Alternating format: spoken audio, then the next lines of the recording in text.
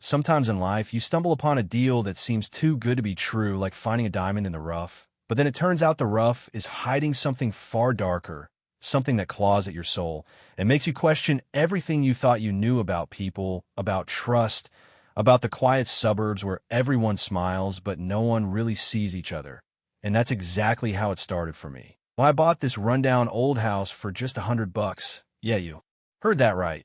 A whole property snatched up at an auction that felt more like a ghost town giveaway than a real estate steal. But little did I know, the real ghosts weren't the kind that rattle chains or whisper in the dark. No, they were the living, breathing kind, wrapped in HOA rules and fake politeness, ready to haunt anyone who dared disrupt their perfect little world that I remember pulling up to Evergreen Heights. This pristine neighborhood tucked away in the rolling hills just outside the city, where every lawn was manicured like a golf course, every mailbox matched, and the air smelled of fresh-cut grass mixed with unspoken judgments.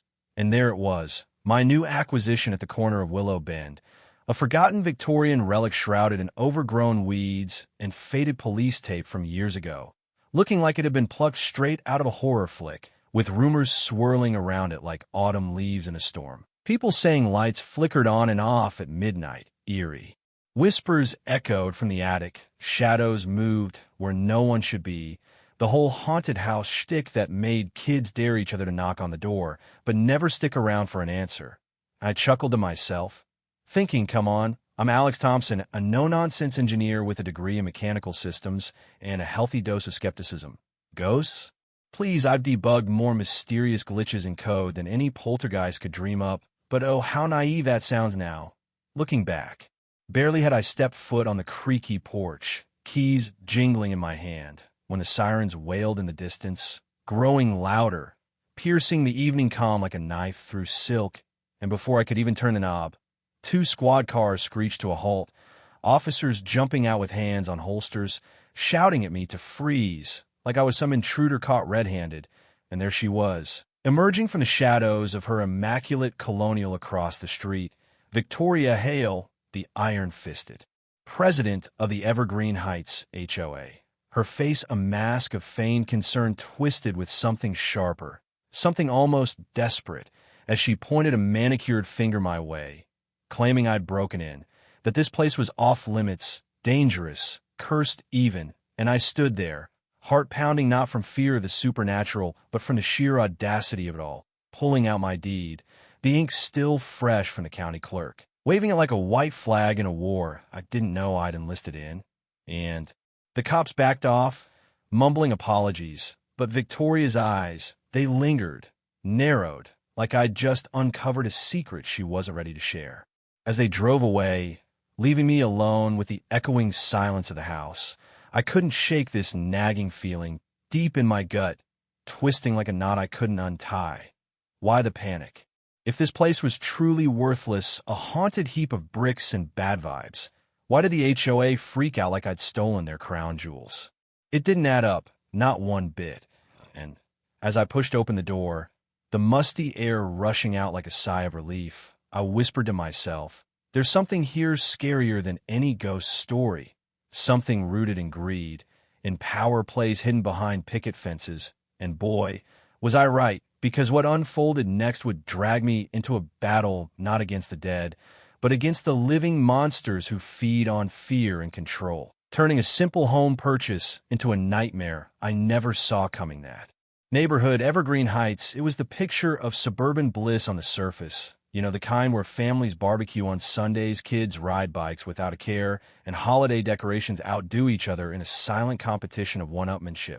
But scratch that veneer just a little, and you'd find the rot underneath. The suffocating grip of the HOA, dictating everything from the shade of your shutters to the height of your hedges, like Big Brother in khakis and polo shirts. And my house, oh, it stuck out like a sore thumb, abandoned for 8 long years. Windows boarded up, yard a jungle of thistles and forgotten dreams, with old crime scene tape fluttering like morbid party streamers, a remnant from whatever tragedy had befallen its last owner, Dr. Elias Whitaker, this brilliant engineering professor whose name still echoed in academic circles, a man of innovation reduced to urban legend.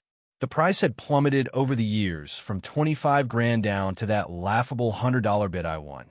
Because who wants a haunted house in their backyard portfolio? Not me, originally, but as an engineer, I saw potential in the bones of the structure, the solid foundation beneath the decay, and honestly, I didn't buy into the superstitions.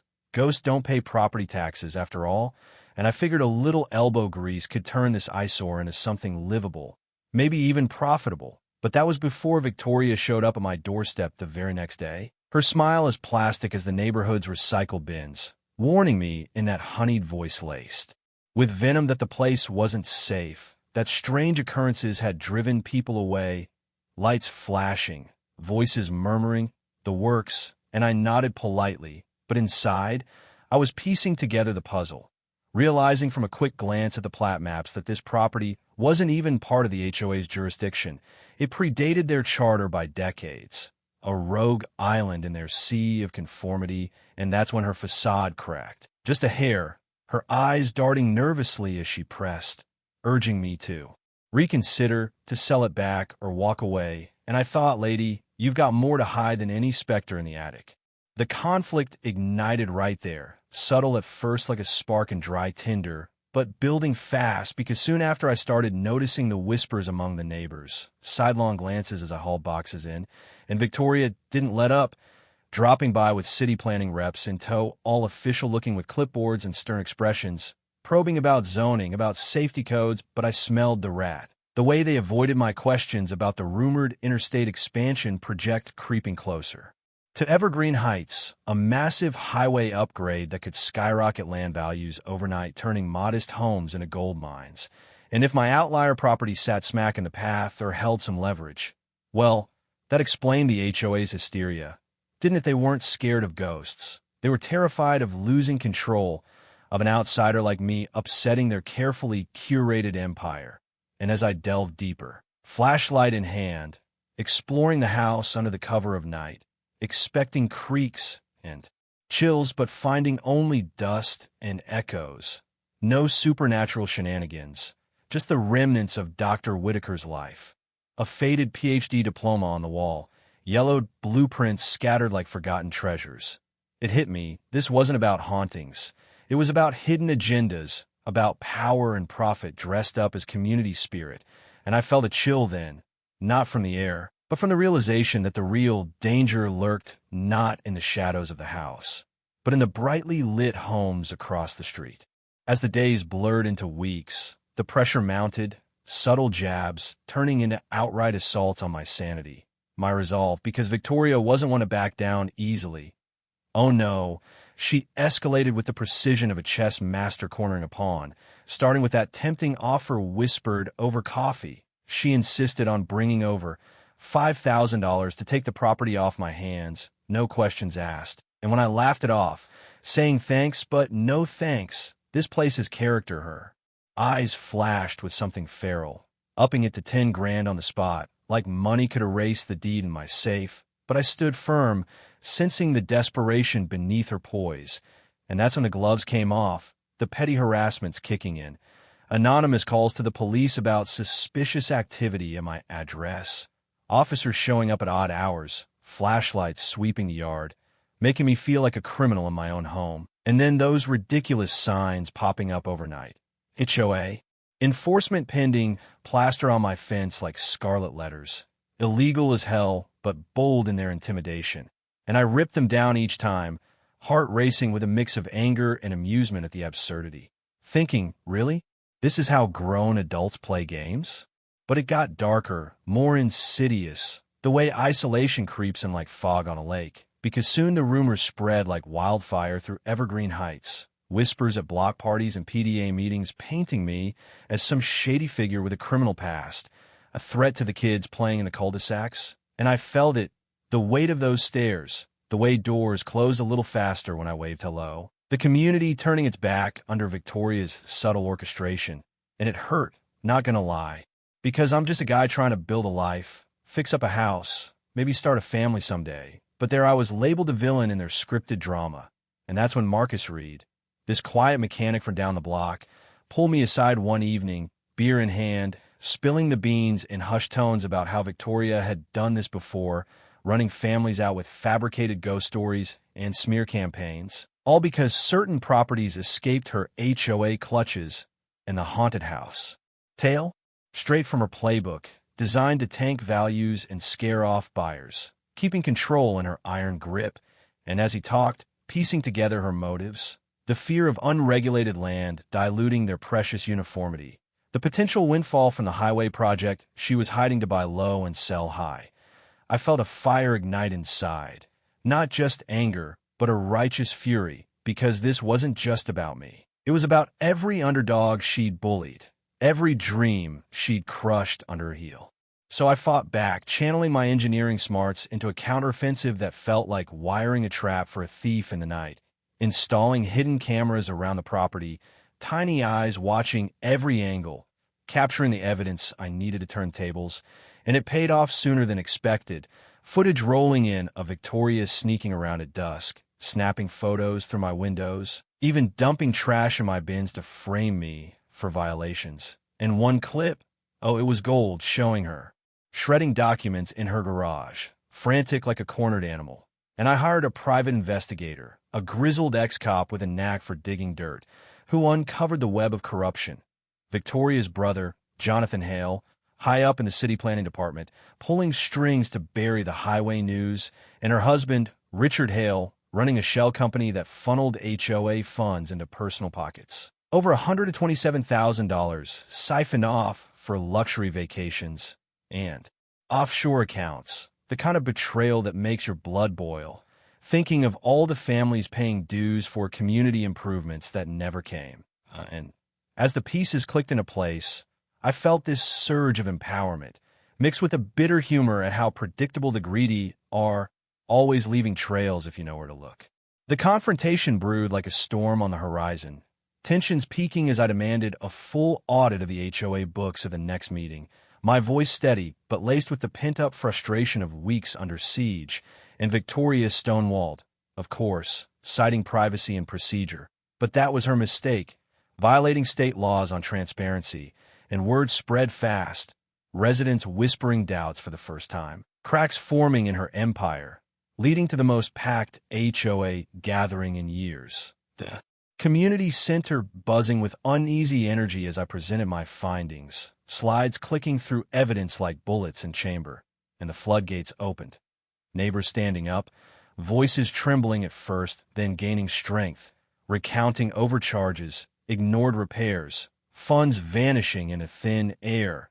And when the independent auditor I pushed for confirmed it all, the embezzlement laid bare in black and white. Victoria's face drained of color, her reign crumbling before our eyes, resulting in her immediate suspension, the DA launching a criminal probe that hung over her like a guillotine, and I watched, heart pounding with a mix of vindication and sorrow for the community she'd poisoned, thinking, finally, the mask slips, revealing the monster beneath.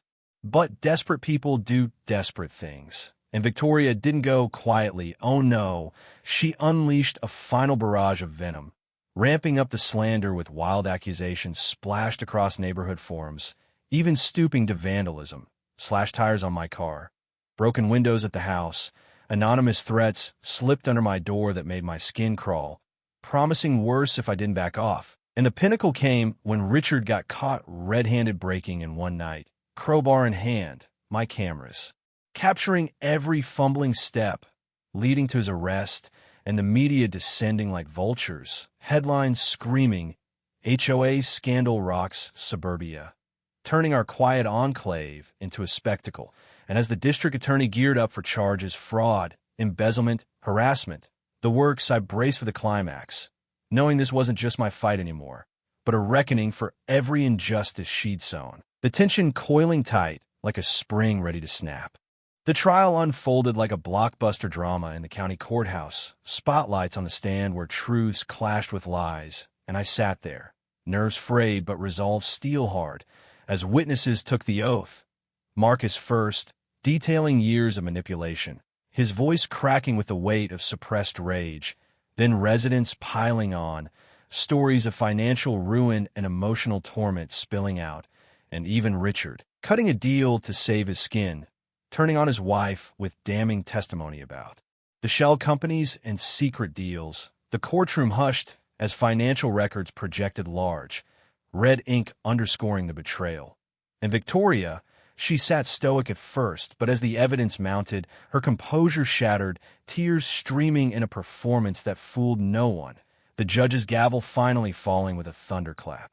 Restitution ordered for every stolen dollar, hefty fines that wiped out their ill-gotten gains, a ban on ever holding public or community office again, and community service, hundreds of hours scrubbing the very streets she'd lorded over.